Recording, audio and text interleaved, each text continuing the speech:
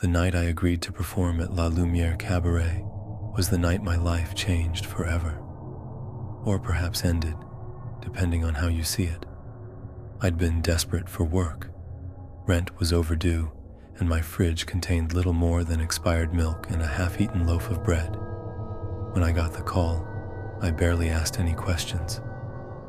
"We need a last-minute replacement," the voice on the other end said. "Pays in cash.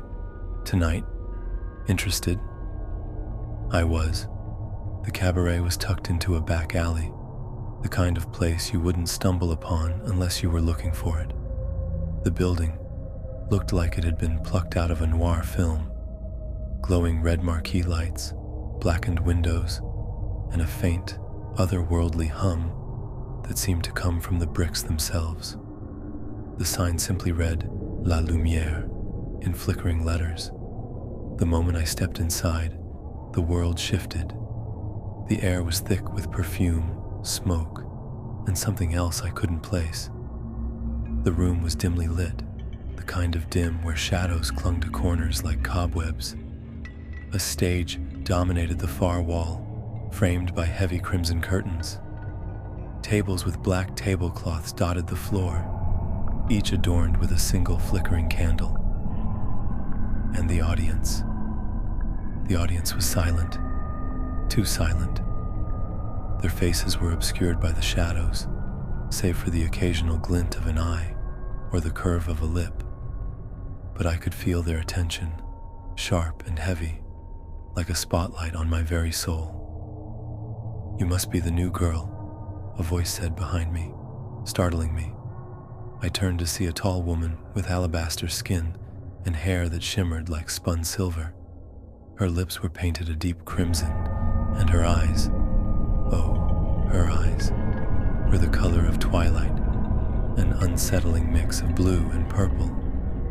"I'm Martina," she said, extending a gloved hand. "I manage the performers. You'll do fine." Her tone was reassuring, but something about her presence set my nerves on edge. Still I nodded, unable to muster words.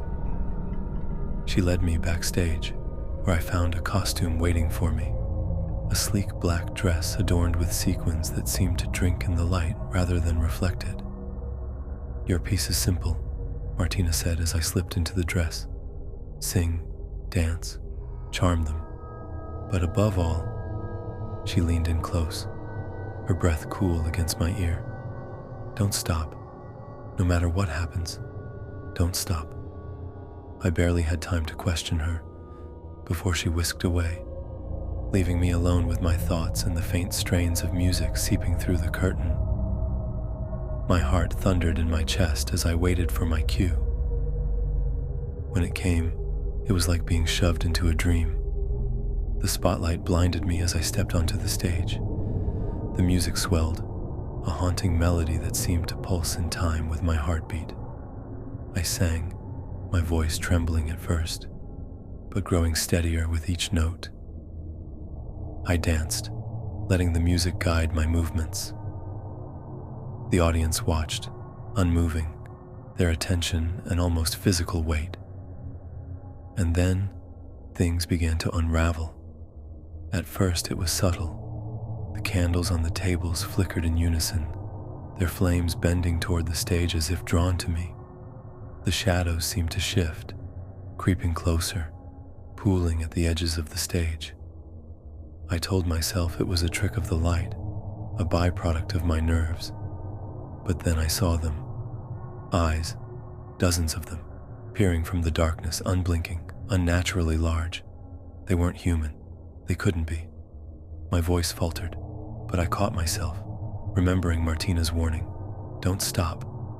The air grew colder with every passing moment. My breath came out in visible puffs, and frost began to creep along the edges of the stage. The music, once hauntingly beautiful, now sounded distorted, like a broken record played backward. My feet moved on their own, compelled by something I couldn't understand. And then the audience began to change. The shadows that cloaked them peeled away, revealing faces that were wrong. too pale, too still, with eyes that glowed faintly in the dim light. Their mouths twisted into smiles that didn't reach their eyes, smiles that stretched too wide, revealing too many teeth. Panic clawed at me, but I kept singing, kept dancing. The song reached its crescendo, and with it came a sound that froze my blood. Applause. It started as a slow, deliberate clap, then grew into a deafening roar. But it wasn't right. The sound was hollow, echoing as if coming from deep within a cavern. And their hands weren't clapping. They were slapping the tables, the walls, each other. The noise filled my head, drowning out everything else. I wanted to run, to scream, but my body wouldn't obey. Finally, the song ended, and the applause stopped as abruptly as it had started. The room fell into an oppressive silence. I stood there, trembling, as the audience rose to their feet in unison.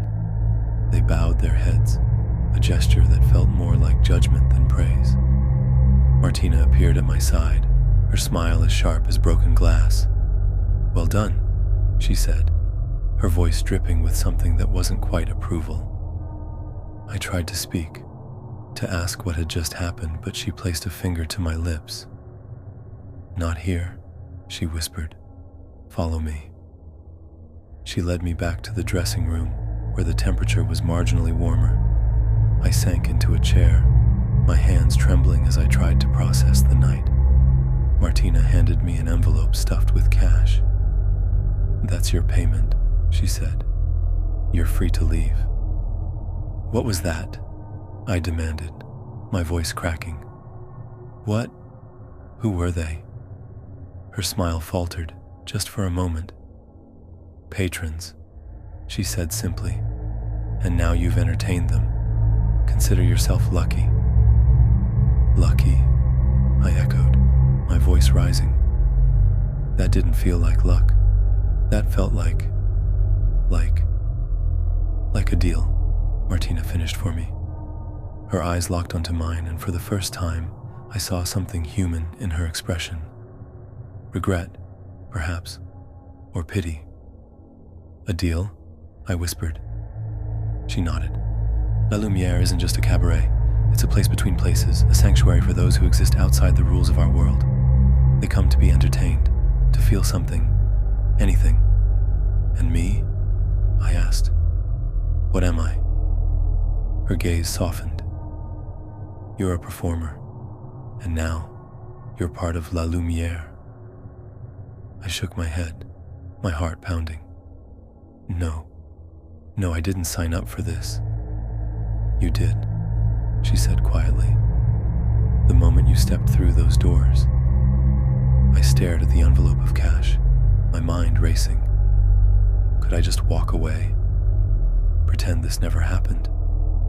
But even as I considered it, I felt the weight of unseen eyes watching me, waiting. Martina placed a hand on my shoulder. "You can leave," she said, "but La Lumiere never truly lets go." I left that night, clutching the envelope like a lifeline, but the shadows of La Lumiere followed me. In the weeks that passed, I saw them everywhere, in the corners of my apartment, in the reflections of shop windows, in my dreams. The cash dwindled, and with it, my resolve. I knew I had to go back, and so, here I am, standing once more at the entrance of La Lumiere. The sign flickers, welcoming me home. The shadows shift, eager for the performance to begin. I step inside. The cabaret's air is as thick as I remember, clinging to my skin like damp velvet. Martina is waiting for me, her crimson lips curling into a knowing smile. "I knew you'd return," she says, her voice honeyed, yet laced with something darker. "They always do." She leads me backstage without another word, where a new costume awaits. This one is darker, heavier, its sequins shimmering like obsidian shards. Tonight, you'll perform something special, Martina says, her twilight eyes glinting. They've been waiting. As I slip into the dress, a strange sense of calm washes over me, as though my fate was sealed long before I ever stepped foot in this place. The music begins, a low, mournful tune that seems to come from the walls themselves. Martina's voice echoes in my mind. Don't stop. The stage is colder this time, the spotlight harsher. The audience is clearer now, their inhuman features illuminated in the flickering candlelight. Their anticipation is palpable, a collective hunger that makes the air crackle. I sing, my voice weaving through the melody like a thread through a needle. The shadows dance around me, alive and eager. This time, I see them for what they are, remnants, echoes of souls who once sought refuge in La Lumière and never left. The performance ends, but the night doesn't. The patrons rise, their hollow applause filling the space. Martina appears beside me, her expression unreadable. Welcome home, she whispers, and for the first time, I understand. La Lumière isn't a cabaret, it's a purgatory, and I'm its newest star. The applause dies, but the echoes of it linger in my ears, like a haunting refrain that refuses to fade. Martina's words, "Welcome home," settle into my chest with a weight I can't shake. The patrons don't leave, not like an ordinary audience would. Instead, they dissolve back into the shadows, their grotesque forms melting into the fabric of the room as if they were part of it all along. The flickering candles dim and the stage lights grow cold. I feel their absence as much as their presence, a gnawing emptiness that seeps into my bones. Come with me, Martina says, her voice cutting through the stillness. Her gloved hand gestures toward the wings and I follow, unable to do anything else. Backstage, the dressing room feels smaller, darker, as though the walls have inched closer. Martina perches on the edge of a vanity, her otherworldly eyes fixed on me. You did well, she says, and for a moment I hear something genuine in her tone. They're pleased. Who are they? I ask, my voice barely above a whisper. What do they want? She tilts her head as if considering how much truth to offer. They are the forgotten, she says finally. The lost and wandering solace, a taste of something they once knew or longed for, Martina said, her voice like the pull of a haunting melody. And in return, they keep this place alive. They keep us alive. Us. My voice cracked as the weight of her words sank in. You're one of them. She smiled faintly, but it wasn't the sharp, sardonic grin she'd flashed before. This was softer, tinged with something close to regret. Once, I was like you, a performer, a desperate soul who stumbled into the cabaret, hungry for salvation and unaware of the cost. But La Lumière doesn't let anyone leave unchanged. I stepped back, clutching the black sequins of my dress as if it might shield me. No, that's not true. I left. I walked out of here and lived. Did you? Martina interrupted, her twilight eyes narrowing. Or did you just exist, haunted by shadows you couldn't explain? You came back, didn't you? You always would have. They never let go. Her words struck me like shards of ice. The memories I tried to dismiss, the flickers of motion in my apartment, the strange whispers in my dreams, the growing sense of being watched. They all made sense now. I hadn't escaped. I'd only postponed my fate. What do they want from me? I asked, my voice trembling. Why me? Martina stood and crossed the room with a grace that bordered on inhuman. placed her gloved hands on my shoulders, her touch cold but grounding. You have something they crave: presence, the ability to bring life into their void. When you perform, they feel alive again, if only for a moment. And if I don't, I whispered, dread pooling in my stomach. Her smile vanished, replaced by a shadow of something darker. You don't want to find out? I wanted to scream, to run, to claw my way back to the world outside. But even as the thought crossed my mind, I felt the pull of la lumière, stronger than before. The cabaret wasn't just a place, it was alive, its essence wrapping around me like invisible chains. You have a choice, Martina said, though her tone suggested otherwise. You can fight it, deny what's already begun, or you can embrace it, become part of something eternal. Eternal? My laugh was bitter. You call this eternity? Dancing for monsters? Martina's expression softened again, almost motherly. Not all monsters wear fangs and claws. Some are born of desperation, of longing. You understand that better than most. I couldn't argue. Desperation had brought me here. After all, it had led me to trade my voice, my movement, my very essence for a few bills in an envelope. And now, it seemed, the price was far greater than I'd ever imagined. Martina released me and moved to the vanity, her reflection shimmering unnaturally in the cracked mirror. You should rest, she said. There's always another performance.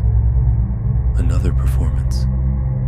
The words hit me like a punch to the gut. I sank into the nearest chair, my mind racing.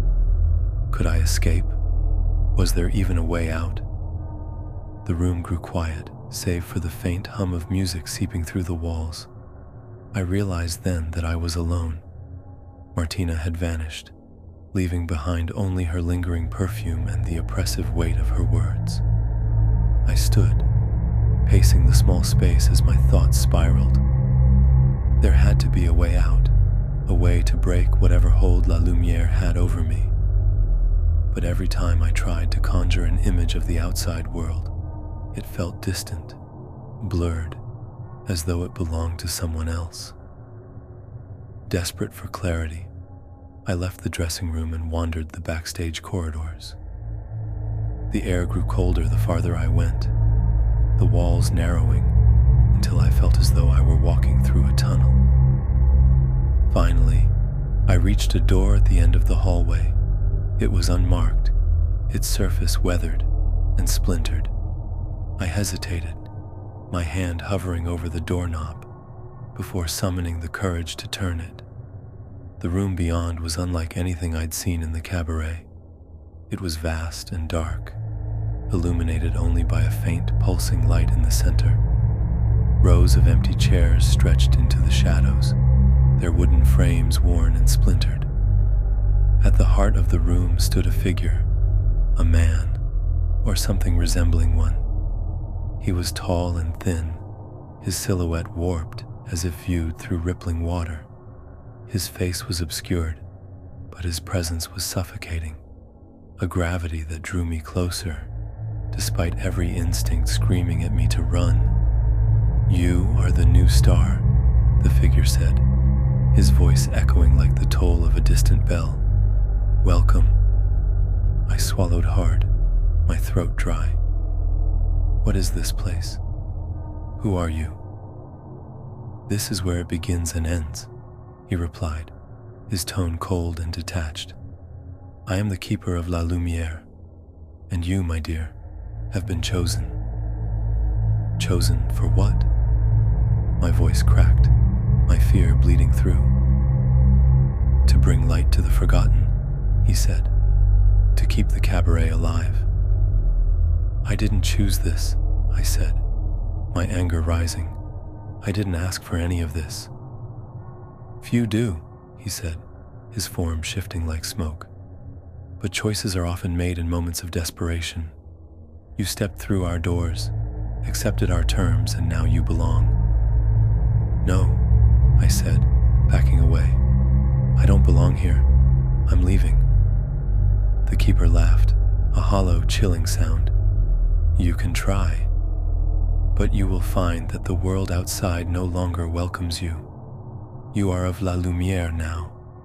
His words hit me like a physical blow, but I refused to give in. Without another word, I turned and ran, my footsteps echoing in the empty chamber. I didn't stop until I was back at the entrance of the cabaret, the flickering sign casting an eerie glow over the alley. The door was ajar, inviting me to step outside. I hesitated, my heart pounding. Was it really that simple? Could I just leave? I took a step forward, and the moment my foot crossed the threshold, the world shifted. The alley was gone, replaced by a swirling void of darkness and light. I stumbled back, my breath hitching as the cabaret reformed around me, its walls closing in like a trap. "You can't leave," Martina's voice said from behind me.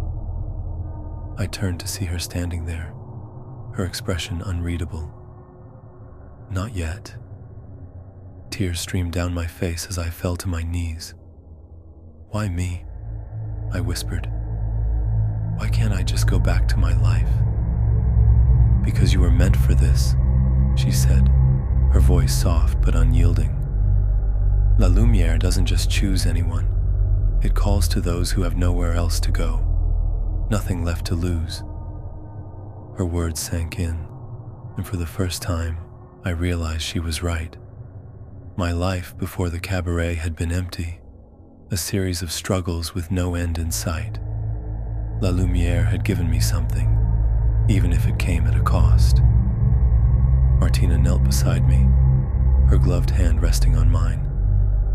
"It's not so bad," she said, her tone almost tender. "In time, you'll see." I looked up at her, my tears blurring her face. "And if I don't?" She sighed, her expression tinged with sorrow. "Then you'll fade, like so many before you." The thought of fading, of becoming one of the shadowy patrons, trapped forever in the cabaret's grasp, filled me with a cold, hollow dread. I didn't want to lose myself, but I also didn't know if I had the strength to fight. Martina stood and extended a hand to me. "Come," she said. "The next performance awaits." I hesitated, my mind torn between fear and resignation. Finally, I took her hand, letting her pull me to my feet. As we walked back toward the stage, I felt the weight of unseen eyes following me, their gaze a constant reminder of what I'd become. The music swelled as I stepped into the spotlight once more, the audience's anticipation palpable. This time, I sang with a strange sense of purpose, my voice carrying the weight of my fate. La Lumière was my prison, my sanctuary, my stage. And as the shadows danced around me, I realized there was no escape, only the performance. The music rose like a tide, drowning the world beyond the cabaret. My voice wove through the haunting melody, carried by an energy I couldn't claim as my own. The shadows shifted and pulsed with every note, alive and eager, as though I were feeding them. As I sang, time seemed to stretch and twist. The faces in the audience, once blurred by shadow, became clearer with each passing moment. Their glowing eyes fixed on me, their smiles unyielding, as if locked in a grotesque parody of joy. And yet, I couldn't stop. I couldn't break away from the invisible tether that bound me to the stage. The song ended, and a suffocating silence followed. The patrons rose, their applause a discordant symphony of hollow claps and slaps against the tables. This time, the sound didn't fill me with terror. It numbed me. Martina appeared at my side, her presence grounding me in a reality that felt increasingly distant. "You did well," she murmured, her voice low and intimate, like a conspirator sharing a secret. "They're pleased, "What happens now?" I asked, my voice barely audible. "Now," she said, her crimson lips curling into a smile. "You rest. Tomorrow is another night." Martina led me back to the dressing room, where the oppressive air seemed lighter, less stifling. The envelope of cash was waiting on the vanity, just as it had been the first night. But this time, I didn't reach for it. "Do you ever wish you could leave?" I asked, my voice trembling. "That you could walk away from all of this?" Martina paused, her twilight eyes locking onto mine. For a moment, I saw something raw and human in her gaze. A flicker of pain, perhaps, or longing. "Every performer wishes to leave at some point," she said. "But the world beyond these walls isn't ours anymore. La Lumière doesn't just take, it transforms." "Then why do you stay?" I demanded, frustration bubbling to the surface. "Why not fight it?" Her smile was sad, almost pitying. "Because there's nothing left to fight for out there. Here, I have purpose. I have an audience who listens, who feels. Can you say the same for the life you left behind?" Her words cut deep, and I hated how much truth they held.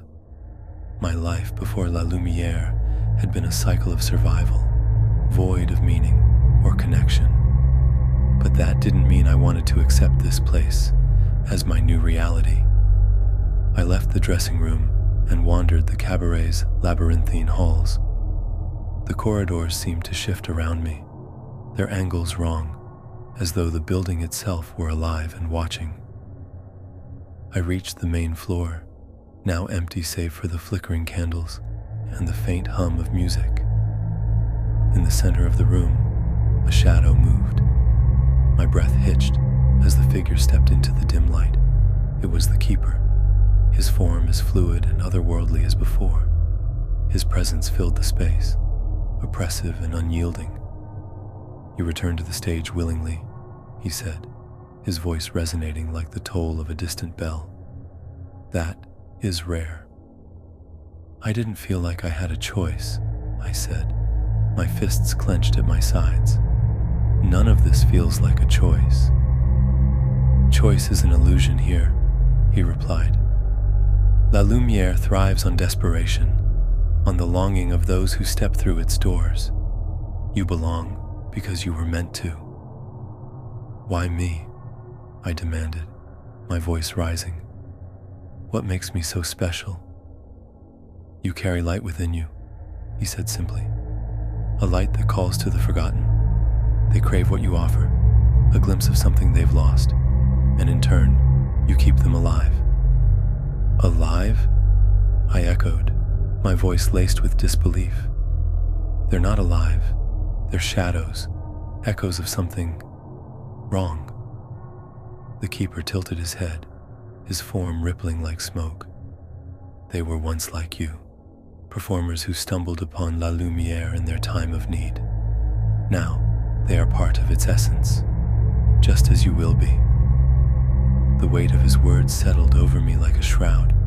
I backed away, my heart pounding. "No, I won't become like them."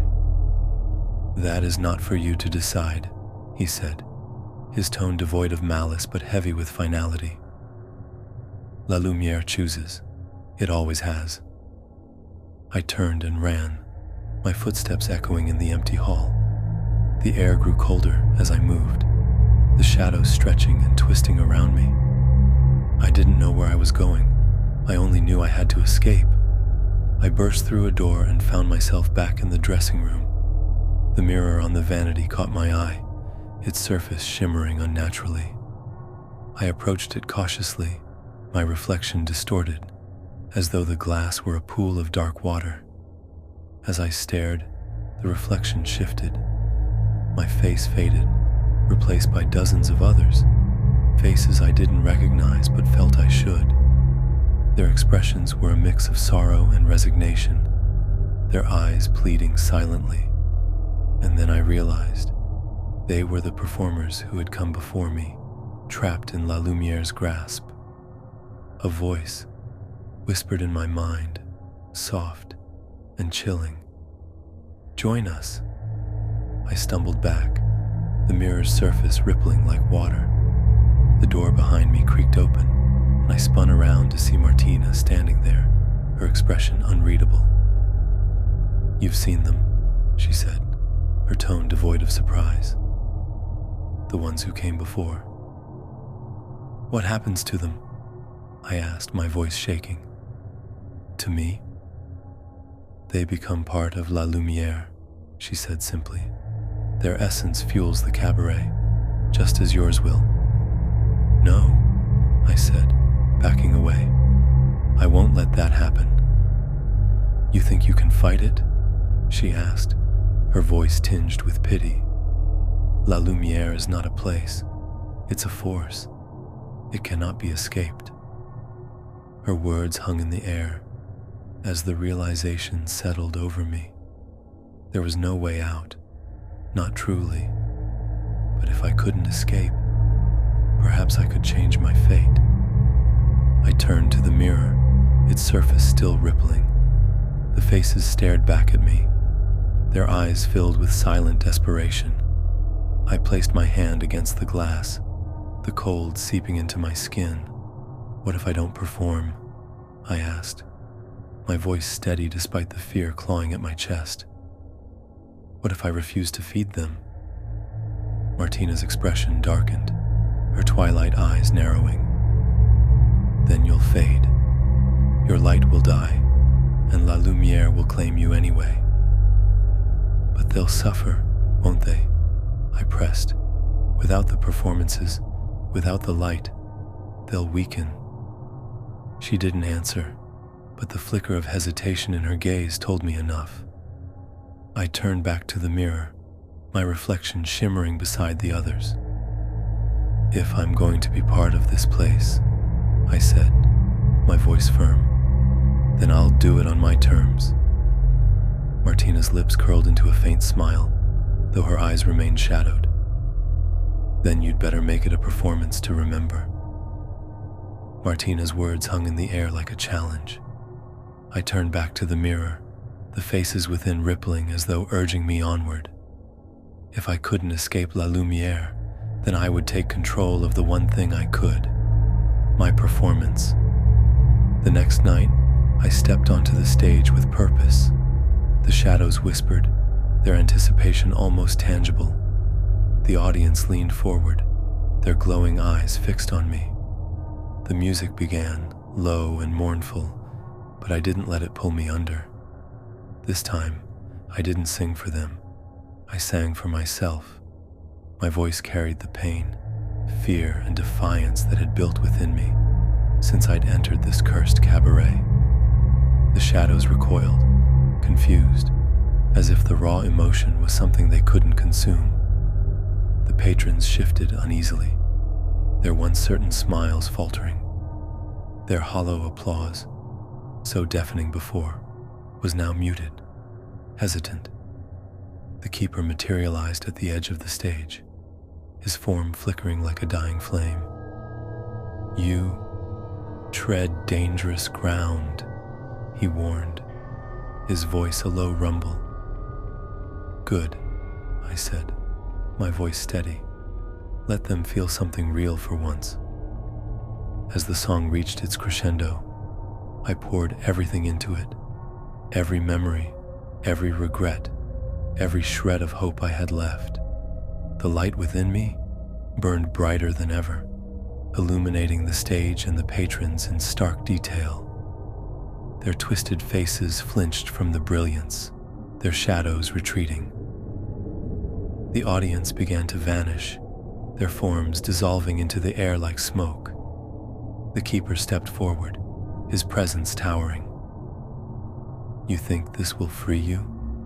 he asked, his voice tinged with anger and something else, fear. "No," I said, meeting his gaze, "but it might free them." With one final note, the light burst from me, filling every corner of La Lumière. The walls trembled, the crimson curtains disintegrating into ash. The faces in the mirror smiled, their sorrow lifting as they faded one by one. When the light dimmed, the cabaret was empty. The tables, the candles, the stage, all gone. I stood in the middle of a desolate room, the air heavy with silence. Martina appeared beside me, her twilight eyes softer now. "You've done something no one else has," she said quietly. "Did I destroy it?" I asked, my voice hoarse. "You ended its hold on them," she replied. "But La Lumiere isn't gone. It can't be. It's part of the fabric of this world, waiting for the next soul to stumble into its grasp. And me? You're free, for now," Martina said, a faint smile playing on her lips. "But the light you carry, it makes you a beacon. La Lumiere will always find you." I stepped out into the alley, the cool night air washing over me. The marquee lights were dark, the sign no longer flickering. For the first time in what felt like an eternity, I was alone. As I walked away, the shadows didn't follow, but in the back of my mind, I knew Martina was right. La Lumiere might be gone, but it wasn't finished, and neither was I.